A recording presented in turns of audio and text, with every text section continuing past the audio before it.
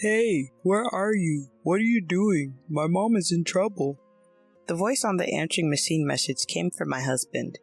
My mother-in-law had collapsed and had to be rushed to the hospital by ambulance. When I opened the wardrobe in my mother-in-law's room to prepare for her hospitalization, I saw an unbelievable picture of my husband and sister-in-law. When I saw the picture, my mind went blank and I ran to my parents' house to escape. It had been 3 years since I met my husband. I had been deceived for a long time. My husband did not love me. He just wanted a wife. I could never forgive him. So I decided to divorce him. My name is Sarah. I'm 32 years old and I work at a beauty salon. 4 years ago, I was in a hurry. My friends and colleagues from school were getting married one after another. I wanted to get married while I was still in my 20s.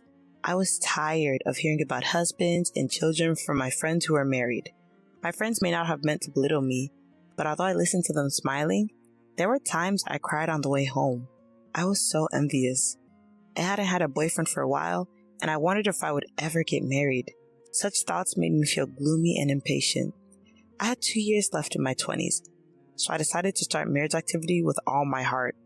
I think I did most of what I could, such as dating apps and marriage activity parties. I met a lot of people, but it was difficult to meet the right person. The person I liked was not marriage-minded and never got to the point of a relationship. I don't think I have high ideals, but it doesn't work out. I've only ever had friendships and then relationships. I was struggling with the difficulties of marriage activity. In the meantime, my friends were getting married one after another, so I decided to register with a marriage agency. It was expensive, but I thought that there would only be people I really wanted to marry there. That's when I met my husband, Ken. He was 5 years older than me and a refreshingly handsome man working for a prestigious company. It was a wonder that he wasn't married, and from the moment I saw his profile, I knew he was the only man for me. I signed up because I wanted to get married as soon as possible. That's what my husband said on the day we first met. Me too. Nice to meet you. I thought he was a refreshing person, just like his profile, polite and nice in the way he talked to me. I appealed to him like never before. I told him that I didn't have much education or work experience, but that I liked doing housework. I'm too busy with my work to take care of the house, so I want to marry someone like Sarah, he said with a smile. I was flattered and so happy. Finally. I actually live alone with my mother. She has a chronic disease, so I can't leave her alone. If we were to get married, I think I would ask her to live with me. I hope you will consider that as well, he explained politely. I was a little surprised, but I felt that he was sincere in telling me in advance, rather than suddenly telling me after we get married. In my work, I've often dealt with female customers of all ages, so I'm used to dealing with older women. I'm rather good at it.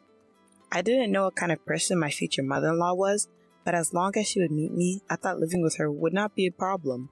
More importantly, I wanted to get to know Ken better. He seemed to like me and we were able to go on a few dates. The more I met him, the more I thought he was a gentleman and a nice person. I was also able to sit in one dinner and meet his mom. His mom was petite and very pretty. Sarah, you're a lovely lady, and you're too good for Ken. I know you might be nervous about living with me, but you don't have to worry about me. I have a chronic illness, but I don't need nursing care. Next time, let's go out for parfait instead of this nice restaurant, she said.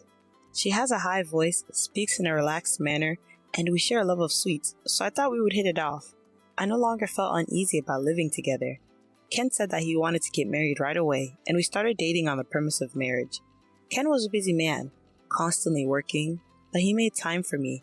We went on trips and spent a lot of time together. Even after seeing his face right after waking up, my impression of him was still the same as it was when I first met him. He was refreshing. The more I saw him, the more I liked him. His mom and I became such good friends that we even went out for sweets together. She takes a lot of medication, but she's full of energy and young. I was worried about her though, because she has to wait in line at popular restaurants. Don't worry, I'm looking forward to it. I can't wait to taste food so good that I have to wait in line, she said with a big smile on her face. Treating her like a friend, I sometimes forgot about the age difference in their relationship. She told me that her mother-in-law had been divorced twice and that she had had some difficulties when she was younger. We dated for around 6 months and then got married. I was happy that we were able to get married just barely in our 20s, and from the bottom of my heart, I was glad that I had worked so hard on my marriage activities. We quickly registered our marriage and began preparing to live together. Then one day, my husband told me there was something he needed to talk to me about.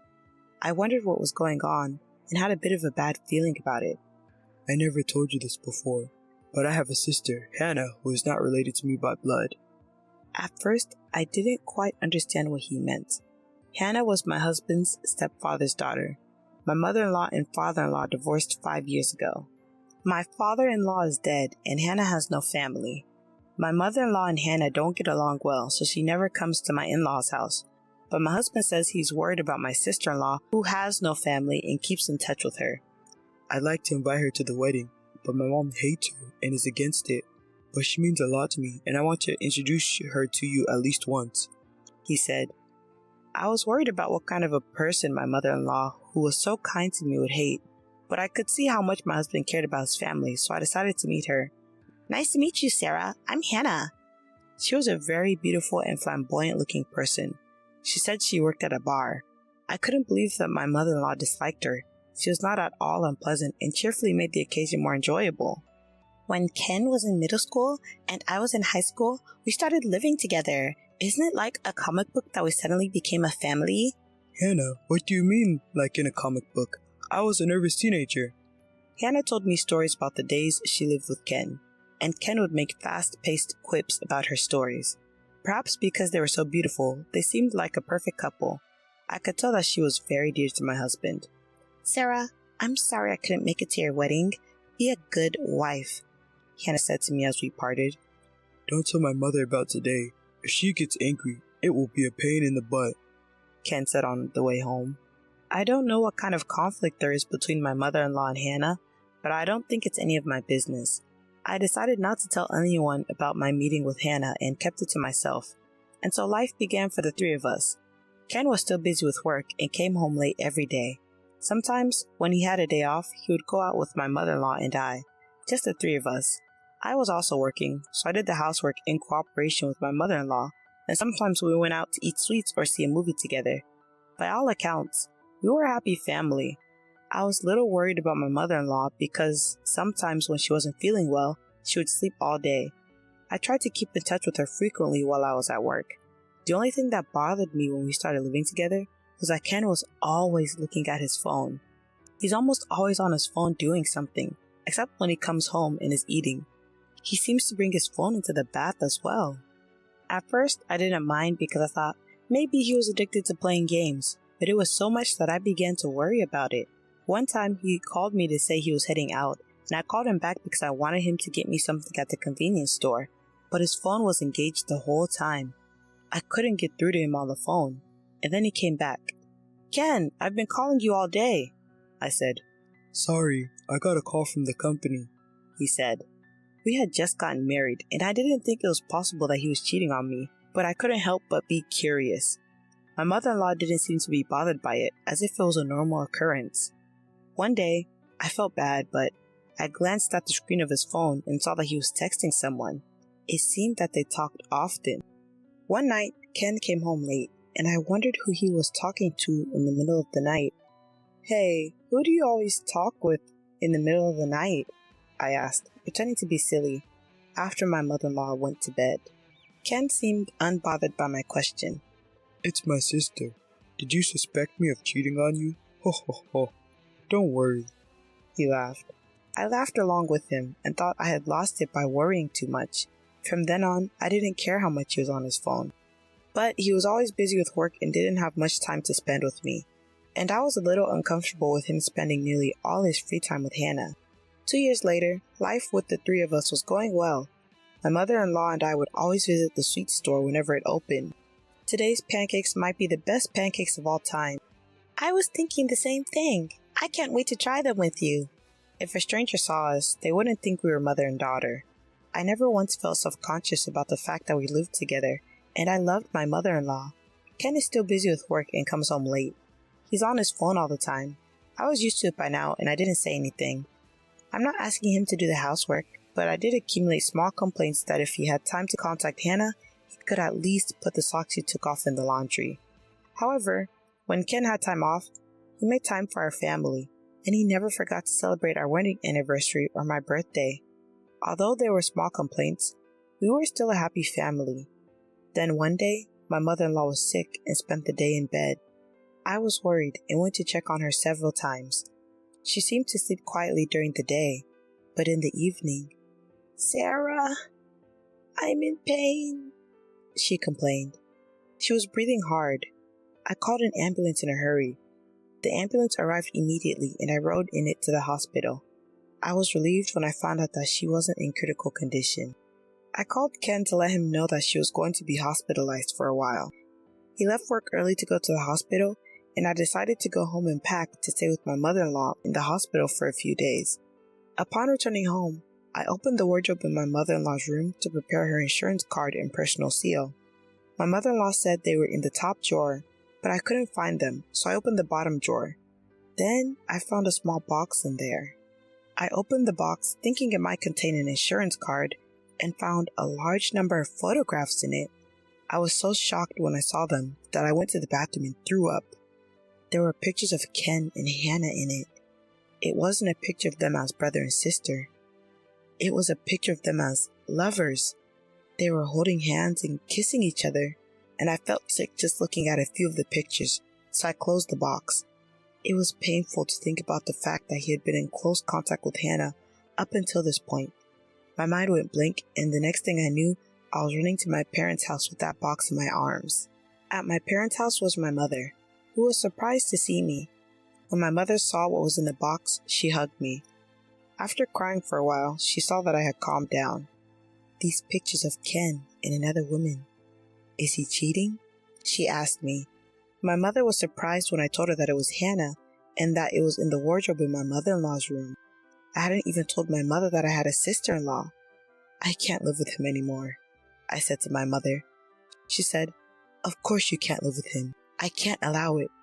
My mother was also angry.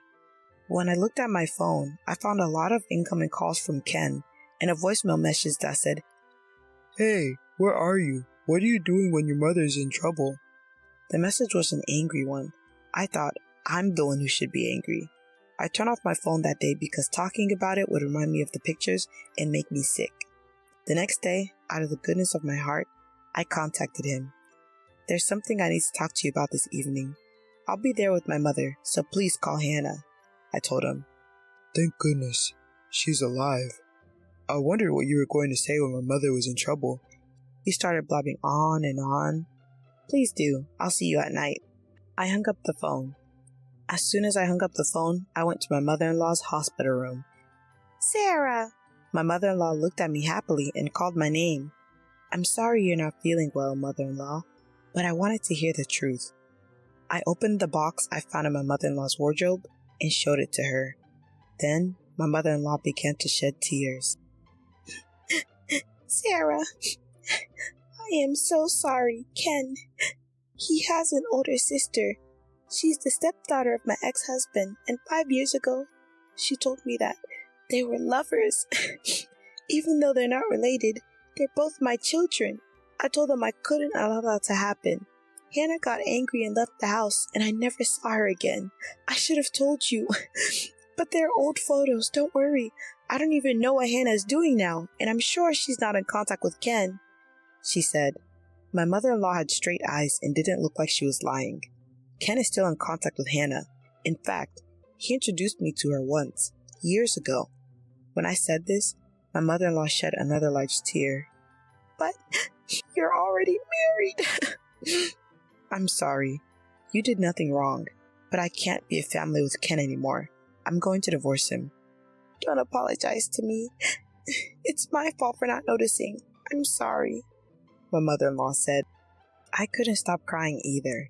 I left the hospital room and went to the house where my mother, Ken, and Hannah were waiting. When I arrived, they were all waiting for me. I sat down and immediately showed them the pictures. "You two are lovers, and I'm divorcing you." Ken didn't seem offended and said, "Oh, yes. Yes, that's right. Me as a family member and me as a lover are two different things. We were happy as a family, weren't you? Mom was happy too.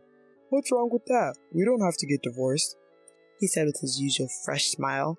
Hannah too. "I'm sorry I didn't tell you, but I have no intention of destroying your family. I don't think divorce is necessary," she said. I was trembling with anger as I listened to what they were saying. Don't be silly. This is cheating. How can I be family with someone like that? I yelled at them in a loud voice. Well, don't be so loud. If you want a divorce, that's fine. I've done my duty as a family member. Since you're the one who initiated it, it's an amicable divorce. Ken said something I didn't understand. What? What's amicable about this? This is a huge betrayal. I'm going to charge both of you alimony. Oh, okay. That's fine. I'll pay as much money as you want. In return, don't tell my mother. As for the reason for divorce, let's just call it a personality conflict. I've already told your mother everything. She was crying. I told her we're getting a divorce. What? Why would you do that? Hearing my words, he lost his composure and shouted loudly. Hannah too. Why did you tell her? She cried. My lawyer will contact you about the alimony, so goodbye. With that, I left the house with my mother. My mother said, You did a great job. She hugged me. I cried loudly into her chest. Now I know that Ken didn't care about me from the beginning. He just wanted a wife to reassure his mother. I wanted to marry him too, and maybe we were happy as a family, but I can't forgive myself for not knowing that I had been betrayed ever since we met. I'm glad that I realized it now and was able to get a divorce. Later, through my lawyer, the divorce was successfully finalized. I requested alimony from Ken and Hannah, but Hannah didn't have any money and was angry at Ken for only paying his share of the alimony. Their relationship soon deteriorated and they decided to separate. Hannah couldn't afford to pay the alimony, so she started working lunch and dinner shifts at the bar where she originally worked. After she was discharged from the hospital, my mother-in-law was angry with Ken and told him that if he sees Hannah even once in the future, she will cut ties with him. My mother-in-law and I still keep in touch and we occasionally go out for sweets. I'm relieved that she is out of the hospital and seems to be in good health. I now live with my parents. I'm busy preparing for the reopening at the beauty salon where I used to work. When things settle down a bit more, I'll start living alone again. I'm no longer envious when I hear about my friends who are married. Until the day comes when I meet someone wonderful again, I'll keep working hard.